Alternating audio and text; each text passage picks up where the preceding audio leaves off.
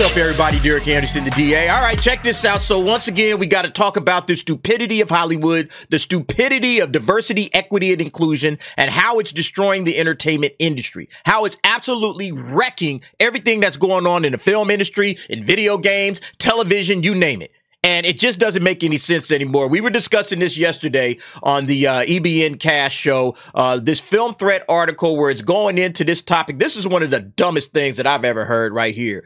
Male and pale is stale. Responses to an open letter to the WGA. Now, this article was written by Chris Gore. By the way, if you guys aren't subscribed to Film Threat, you should be subscribed to Film Threat. They do an absolutely fantastic job. I look at Chris Gore and Alan Ing as the next Siskel and Ebert, you know. I love listening to their commentary on various movies, you know, mainstream films as well as independent movies. You know, they do an absolutely fantastic job. So you guys should definitely be subscribed to them and check out some of their film reviews. You know, I actually start there a lot of times before I even, you know, go and watch something. If there's something that I'm not sure about, you know, I'm like, let me see what Film Threat has to say about it. But anyway, they care about Hollywood. They care about, you know, making Hollywood great again. You know, that's what they actually care about. And so reading these responses to this open letter, you know, basically they put out a request. Hey, what's going on in Hollywood? What's going on behind the scenes with the writing? You know, why is everything trash? Why is everything seem to be focused on, you know, diversity instead of merit? You know, we care about merit. Merit matters. You know, if you don't have the best and brightest on the job, you're not doing your best job. And it seems like Hollywood hasn't been doing their best job lately, right? So we come to this response here, a modern blacklist. Now, I'm going to tell you right now, if they don't get this thing fixed, and I mean fixed like lickety split, it's going to be a cold wrap for Hollywood. It's going to be over. And, you know, it's a lot of businesses out there that you think, oh, nah, this will never fail. You know, oh, okay. Yeah, just keep watching and doing this nonsense. I guarantee you this is going to fail. This is going to absolutely go over the side of the cliff, down into the abyss. It's already headed down that direction. Is there an opportunity to bring it back? Sure, but you got to pull your head out of your ass, Hollywood. You guys are absolutely ridiculous with this thing. Let me zoom in on this a little bit. So a modern blacklist. This guy says, I am a WGA member, wish to remain anonymous. My email isn't real, so I don't want to accidentally give up an IP address and end up on the modern blacklist. I have a few stories that illustrate the hostility to non-diverse writers that may be of interest. 1, writers hired on comic book shows are told it's a positive if they are unfamiliar with the original comic book and not a fan of the existing IP because they want to do a modern new take on the material relevant today. So you see, I've already discussed this at length many, many times, you know, with Nate Moore, the Marvel producer, who says, oh, we see fans as red flags. That's how we see the fan base. They're red flags. If you're a fan and you love something, nah, we don't want you. You know, it's a red flag for them. And it's the same thing here. It's a positive that they are unfamiliar with the original comic book and not a fan of the existing IP. And it makes absolutely no sense because, listen, if you're going to not be a fan of something, how can you speak to the fan base? I am completely unfamiliar with Doctor Who, me personally. I know nothing about Doctor Who. If somebody hired me to come in and write Doctor Who, I would be like, I don't know what I got to research.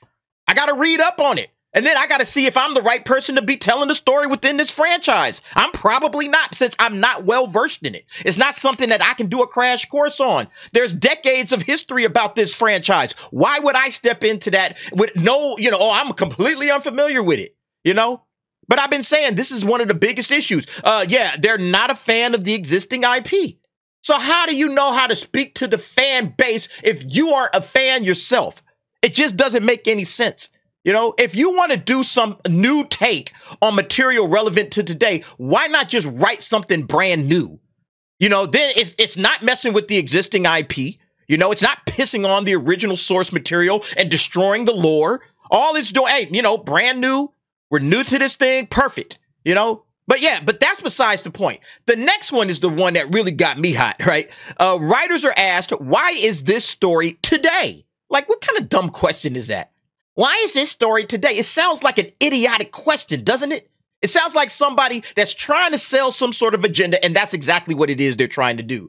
How is it relevant politically today to the existing narrative they're pushing on our culture? And why are you the person to tell it? because I have talent and wrote it is not a valid answer. What is a valid answer is because I'm a member of this aggrieved group or class, and only we can tell our own story. So here's the problem when it comes to this diversity stuff, is that they don't care about merit. They just care about skin color. They care about gender. They care about everything else except the ability to tell a good story. So that's the reason why you see a lot of trash stories out there, because again, this is coming from a writer, okay? This is coming from somebody within the business. And it's like, yo, this is what's going on right now? You guys don't give a damn about the person that actually has talent?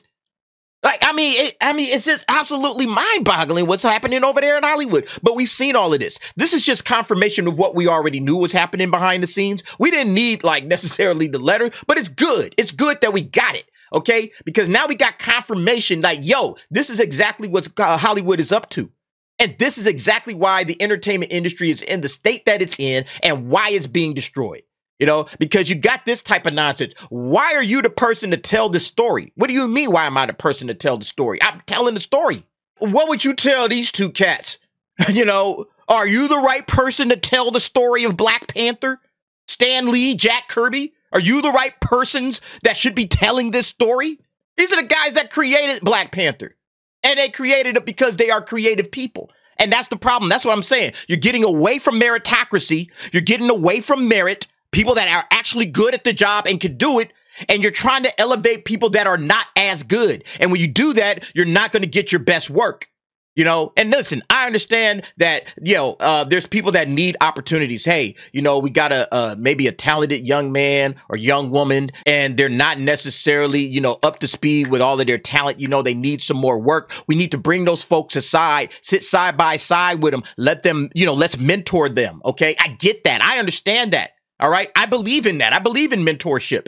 You know, hey, let me take you up under my wing. I'm going to show you the way, you know, and walk you through this stuff. Here's how I learned. And I'm going to put you on this course so you can develop your skills and your talent. There's nothing wrong with that. But what they're doing is they're just trying to throw people right into the limelight. And then when they fail, then well, you guys screwed up. It's your fault. It was like I was saying on EBN Cast about Nia DaCosta. Yeah, y'all remember how Disney was blaming the Marvel's failures on Nia DaCosta? They were saying, oh, yeah, it's your girl's fault because she didn't know what she was doing. It's like, well, why did you guys hire a rookie? You know, damn near a rookie, not a complete rookie. But she only had like Candyman under her belt, like a little $30 million movie. And now she's directing a $300 million blockbuster. You know, with no kind of experience in that level. Like, why would you throw her under the bus like that? Absolutely makes no sense. Yeah, like, remember what Bob Iger was like? Oh, the Marvels was shot during COVID. There wasn't as much supervision on set, so to speak, where we have executives that are really looking over what's being done day after day after day. Well, I mean, you guys hired her, you know? I actually blame both Disney and Nia DaCosta because, look, yo, Nia, you put your name on this. You know, if you wasn't ready for that, you should have said, yo, I'm not ready for this. I know it's a lot of money. It's a big responsibility. It's a Marvel movie. It puts my name in lights.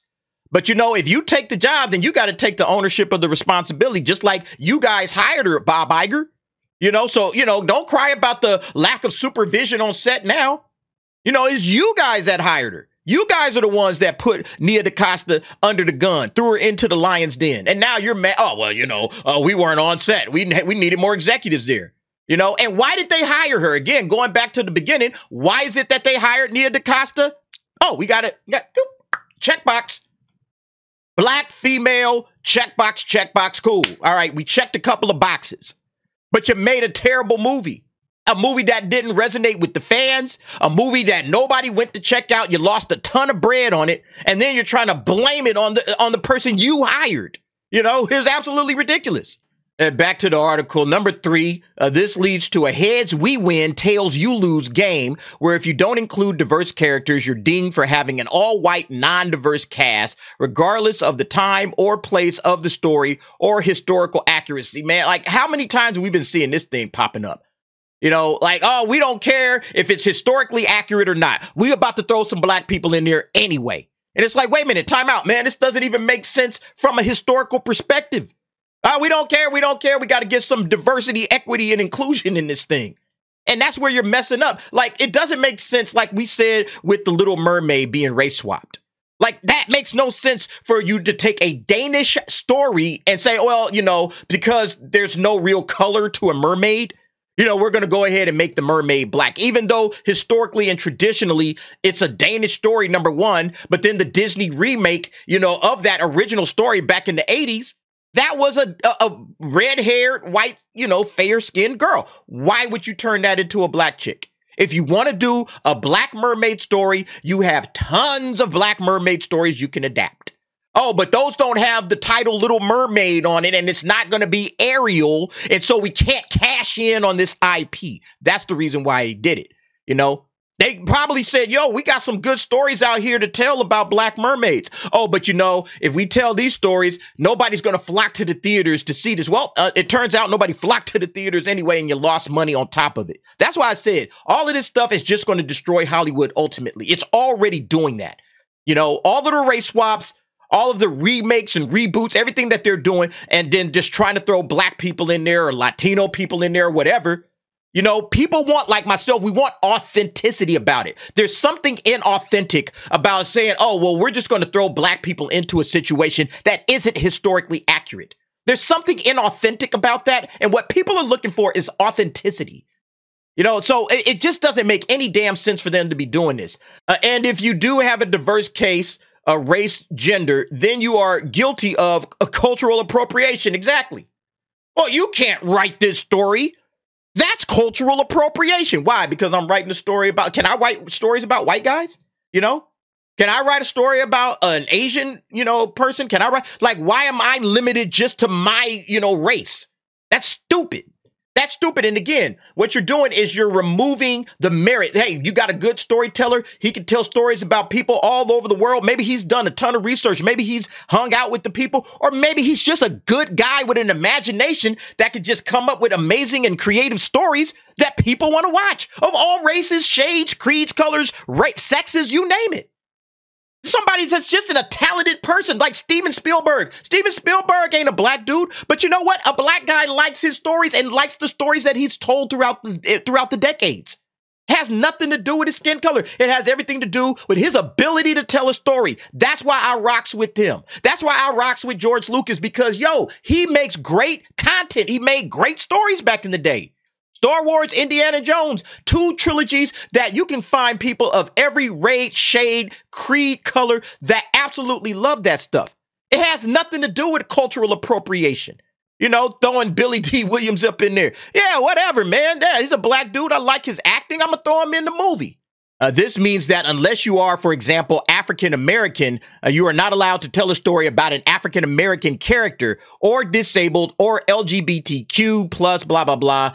Unless you are that specific subgroup, you can't write it. And see, this is the problem. This is why we can't have nice things, because they're filtering in the wrong direction. You shouldn't be just trying to say, okay, well, we got to filter out all the writers and just leave the African American writers left. We should be saying, hey, we got a giant pool of writing talent here. Filter out all of the best writers. Let those guys bubble to the top. Cream rises to the top, and then we'll pick from amongst the best writers, regardless of sex, regardless of race. It'll be some black people in there, I'm quite sure. It'll be some Latino people. It'll be some women. It'll be some Asians. It'll be some white guys, this, that, and the third. But you just get the best writers. You're not worried about, oh, well, we just got to get all the African American here, because you're already filtering out a lot of great writers just by saying we're just going to get African American writers. And that's it. Or disabled writers. We just, all we need is disabled. Nobody else apply. Well, you're losing out on a lot of opportunities to tell great stories. And again, you can see how things have gone off the rails. Again, DEI, it's destroying Hollywood. It is absolutely crippling and destroying Hollywood as we speak. Number 4, there's a bias toward the 2 for or 3 for hire.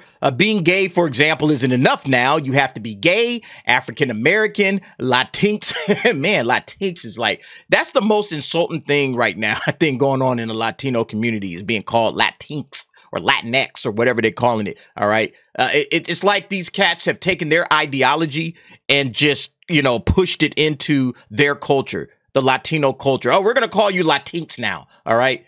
Yeah, that's your new name, instead of Latino or Latina. No, we're going to call you Latinx or Latinx or whatever. It's just absolutely insulting. It's dumb and it's stupid. And they say stop. but, of course, these cats don't listen. Undocumented, unhoused, differently abled.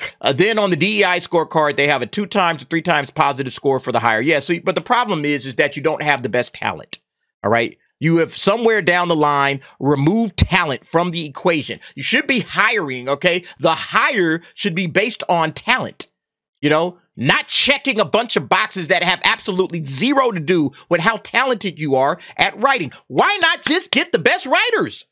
Why not just find people that know how to write? Like that, hey, man, I'm a great writer, I've written dozens upon dozens of great things. That's what I do. I'm a writer. Oh, okay, cool. Let's bring this guy in. We could care less what your skin color is. Can you get the job done? Can you do what is required here, which is write or direct or act or produce or do whatever, And here's the crazy thing about it is that certain things are just not, like I speak about this from the analogy of sports. Certain things are just not promoted as heavily in certain households or in certain communities. All right. For instance, sports within the Black community. Black community is heavily into the sports game, man.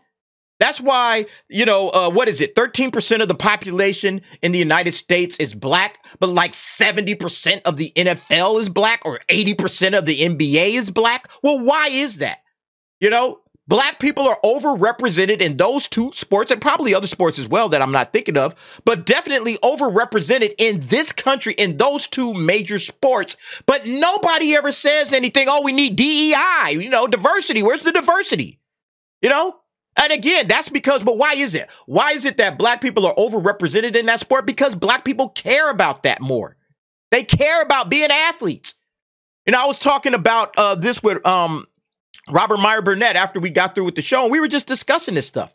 And it was like, there's just different cultures emphasize different things. And you're going to get a higher representation from those cultures in different avenues simply based on the fact that this is what we emphasize, Asian community, they emphasize education. They emphasize, being doctors and being computer engineers, and they just emphasize that in their community. That's important to them. So it's not surprising that it's over-indexed in this particular area for them. Listen, I discussed this. God, I got to remember where I found this, and I'm going to find it right now. Okay, here it is. Latino and Asian American representation in 21 Hollywood unions. And what they're doing is they're contrasting this with their share of the California population. All right. So 39% of the California population is Latino. 15.5% of the California population is Asian American. OK. And what you're seeing here, in my opinion, has a lot to do with interest. What are they interested in doing? Not necessarily, we got to push this DEI nonsense and that's how we're going to get some of these numbers. No, what is the interest amongst these 2 communities, Latino and Asian American, in these various roles? There's a lot of different roles and jobs here, okay? You'll notice that when it comes to these 2 jobs, Latinos are over-indexed. 52.4%, 51% want to be laborers and want to be plumbers, all right? And they're very close with electrical workers, to their overall California share of the population, 37.5%. Well, why is that? Is somebody pushing the DEI agenda to get more Latino people into the laborers, into the plumbers? No, this is just what they're interested in. If you know Latino people, they're just like no nonsense hard workers. Hey, man, we just get after it. OK, laborers, that fits that perfectly. Plumbers, hey, we just get after it. Simple, humble people that just want to work and they get after it and they find a niche and they nail it. OK, they nail it to the floor and they double it and triple it up and they get the family members involved and the community gets involved and everybody is doing this. And so, yeah, you want the best of the best. You hire this group of people and it just seems like it just works out that way. Even if you're not specifically looking for a race, you just end up hiring these cats because they're the best at the work, okay? But notice the Asian, like, yeah, 1%. Why? Because that's just not what they are into. I think, again, this has more to do with interest than anything. Like I said, you see a lot of folks in the Asian American community, they are more into the schooling and everything like that. The labor is not something that they're trying to do. Nothing wrong with the labor jobs. These are well-paying jobs, by the way. There's nothing wrong with this. These are great jobs and they pay a lot of money and you can take care of your family on that. But this is just, hey, Asian Americans, they're not interested in that. And you go through all of this, 1%, 2%, 3%, 1%. What is it that they're interested in? Oh, animators. Okay. The arts, being animators, maybe digital animators, a lot of stuff messing with the computers or whatever. Maybe that's what they're interested in. Look, they're over-indexed here, 16.6%, you know, compared to their share of the California population. Why is that? Again, it just has to do with interest. And if you, hey, we just going to hire the best people for the job, you know, and if we end up hiring the best people for the job, it turns out that the Asian American community in California is over-indexed in this particular department. And see, this is how it plays out ultimately. Having people who aren't fans of the IP, Star Wars, comic books, etc., results in a product that has no respect to the existing fans. Then when fans complain they are insulted as toxic, what company would make a product that insults the customers? It's insane. It's absolutely insane. And that's why, you know, this entire DEI, you know, agenda is going to destroy Hollywood from the inside, because you're going to have a bunch of people that they have no respect at all. They have no respect for the existing fans. They don't care about these giant IPs. And, you know, again, we talked about this on EBN, is that all of these IPs are really what is holding up Hollywood. You know, Hollywood is being held up by Star Wars and Marvel and, you know, these giant franchises, DC, Harry Potter, you know, now it's going to start turning into video games and anime, all of these gigantic IPs that have millions of fans worldwide. That's what's holding Hollywood up. But as Hollywood continues to destroy these IPs within the Hollywood, they're not destroying them outside of Hollywood because people still love these franchises. But they're going to destroy them from within Hollywood. And what's going to end up happening is this. Hollywood's not going to have anywhere else to go. They're going to destroy everything. And then people are going to start, you know, I don't really trust what you're doing over there, you know, Disney, Warner Brothers, whoever, you know, if they don't get their act together, I don't really trust you guys. You know, so I'm going to stop watching your crap. And what I'm going to end up doing is turn into alternative sources of entertainment, you know, and there's a ton of that going on out here right now. OK, Hollywood is steadily losing market share to the entertainment fields. All right, to all the various entertainment fields, whether it's video games. Hey, we could just go in to do video games. We don't have to stick around with the film industry for our entertainment. We could get our entertainment from video games. We can get our entertainment from people that stream video games on YouTube. We can get our entertainment from people that watch movies for YouTube and then do commentary about it, like myself. You know, the new media is starting to take over. YouTube is the new media. Everybody's turning away from mainstream stuff because the mainstream stuff no longer speaks to the regular common man. Regular people, they ain't feeling this, you know, male and pale is stale nonsense. You know, regular people ain't feeling that. Normal, average, everyday people, hey, I just want to be entertained. I don't give a damn about your ideologies. Okay, I don't care about any of that crap. All of this DEI diversity push, to a lot of people, it's insulting. Black people, white people, Latino people, Asian people, you name it. It doesn't matter. People are insulted by this and they're tired of it. They just want to be entertained. But all Hollywood wants to do is push the agenda, and then they want to pat themselves on the back like they did something. All you're doing is destroying your industry. You know, that's it. That's all you're doing.